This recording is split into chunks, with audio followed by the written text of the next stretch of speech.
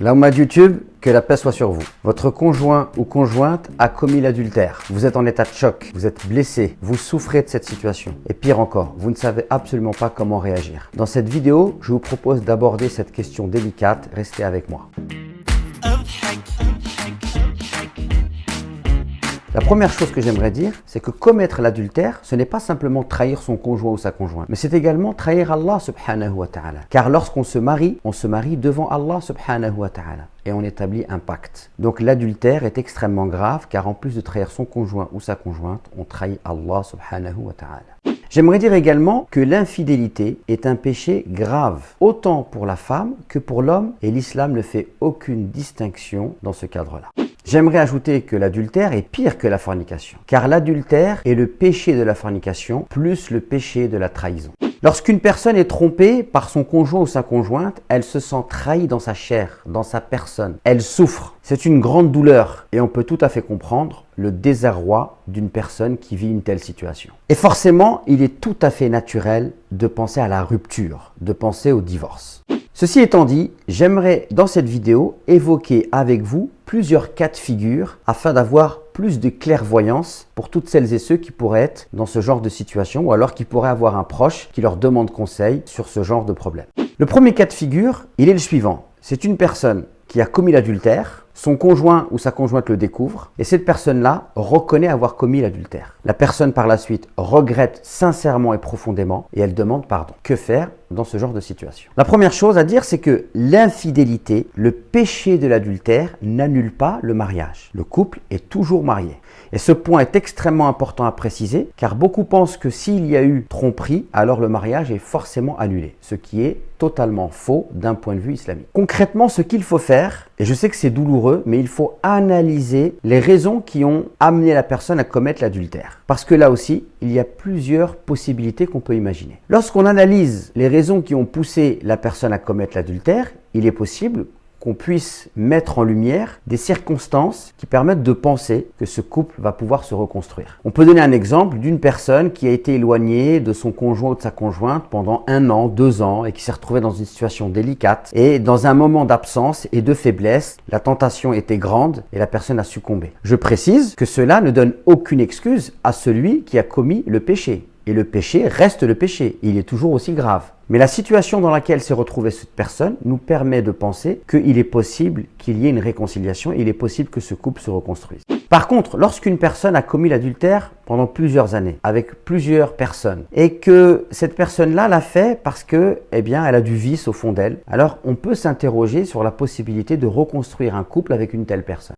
Si une réconciliation est possible, comment faire? Alors il faut aller vers le pardon. Il faut pardonner et bien évidemment, c'est beaucoup plus facile à dire qu'à faire. Pardonner ne signifie pas oublier. Car certaines personnes, lorsqu'on leur demande de pardonner, elles pensent qu'on leur demande d'oublier la douleur qu'elles ressentent ou ce qui s'est passé. Or, il n'est pas possible d'oublier. Pardonner, c'est arrêter de gratter la blessure pour laisser la blessure se cicatriser avec le temps. Car oui, il va falloir du temps. Vous pouvez décider de prendre du recul, de vous éloigner un temps. Cela est tout à fait compréhensible. Mais par contre, ne faites pas l'erreur d'en parler à tout le monde, car cela ne fera qu'aggraver la situation. Si vous avez besoin de vous confier et de parler, alors allez voir un professionnel qui est tenu au secret professionnel. S'il y a un désir des deux parties de se remettre ensemble et de reconstruire le couple, cela est tout à fait possible, mais cela demandera du temps et de l'investissement. Il est possible qu'une personne se retrouve dans la situation où elle se sent dans l'incapacité de pardonner. On peut donner l'exemple d'une personne qui a accordé une totale confiance à son mari, qui s'était réservée pour lui et elle constate que son mari l'a trompée maintes et maintes fois. Elle se sent complètement trahie et elle ne se sent pas capable de lui pardonner. Si cette personne-là se sent réellement dans l'incapacité de pardonner, elle a beau tourner l'affaire dans tous les sens, alors elle doit écouter son fort intérieur et son ressenti et à ce moment-là, le divorce est la solution. Car sans le pardon, le couple ne pourra pas se reconstruire. Alors lorsqu'il y a le désir des deux parties de reprendre la vie commune, de reconstruire le couple, concrètement, il y a des choses à faire. Je rappelle qu'il n'y a pas de séparation imposée par l'islam. Par contre, il est bien de faire un dépistage MST. Le dépistage MST, c'est les maladies sexuellement transmissibles. Et si c'est la femme qui a trompé son mari, alors il est également fortement recommandé de faire un test de grossesse. Il y a un autre cas de figure, c'est lorsque l'infidélité, l'adultère est reconnu mais n'est pas regretté. Dans ce cas-là, il est évident que la réconciliation et la reconstruction du couple n'est pas possible. De plus, celui qui ne regrette pas ce qu'il a fait ne peut pas être pardonné. J'ai eu à gérer un cas, un jour où une femme avait commis l'adultère à plusieurs reprises et en fait, on l'avait forcée à se marier avec son mari et son mari voulait à tout prix la garder et elle ne cessait de lui dire « Je t'avais dit que je ne voulais pas me marier avec toi et que si on me forçait à me marier avec toi, je te trahirais. Tu n'as pas souhaité respecter ma volonté, donc aujourd'hui je commets l'adultère et je n'ai pas l'intention d'arrêter. » Il est évident que dans ce genre de situation, le divorce est la solution. Donc il y a un autre cas de figure maintenant, c'est lorsque une personne doute de la fidélité de son conjoint ou de sa conjointe. La première chose à dire, c'est qu'il est formellement interdit d'accuser son conjoint ou sa conjointe d'adultère sans preuve. Et quand je dis sans preuve, l'islam nous demande de fournir 4 témoins qui auraient vu l'acte en question. Autant dire qu'il est pratiquement impossible d'accuser une personne d'adultère, à moins d'avoir des preuves matérielles telles une vidéo ou des aveux.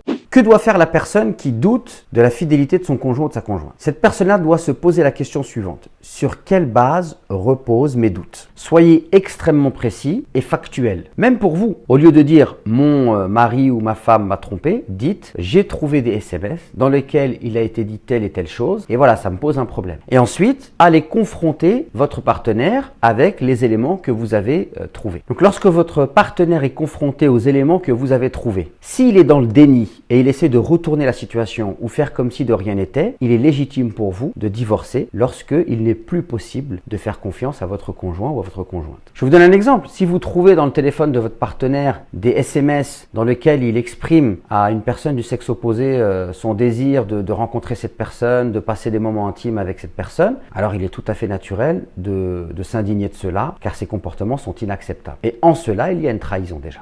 Par contre, il m'est arrivé à plusieurs reprises d'avoir à faire face à des gens qui sont dans le West-West et ils doutent de tout et de rien. Ils sont aussi parfois animés par une jalousie maladive, ce qui rend la vie de couple extrêmement difficile. Je peux vous donner un exemple. Une fois, j'ai été confronté à une situation où un mari me faisait part de l'infidélité de sa femme. Et lorsque j'ai cherché à savoir concrètement ce qui s'était passé, il m'a tout simplement dit que sa femme avait serré la main à son supérieur hiérarchique dans le cadre du travail. Et il avait considéré cela comme une infidélité. J'aimerais terminer cette vidéo en disant que chaque histoire a ses particularités. Donc il ne faut pas aller vite en besogne, mais il faut prendre le temps de la réflexion et de l'analyse et prendre conseil auprès de professionnels, voire auprès de théologiens lorsque la question a des particularités, on va dire, théologiques. J'espère que cette vidéo vous sera utile. N'hésitez surtout pas à la partager, à vous abonner et à activer la petite cloche.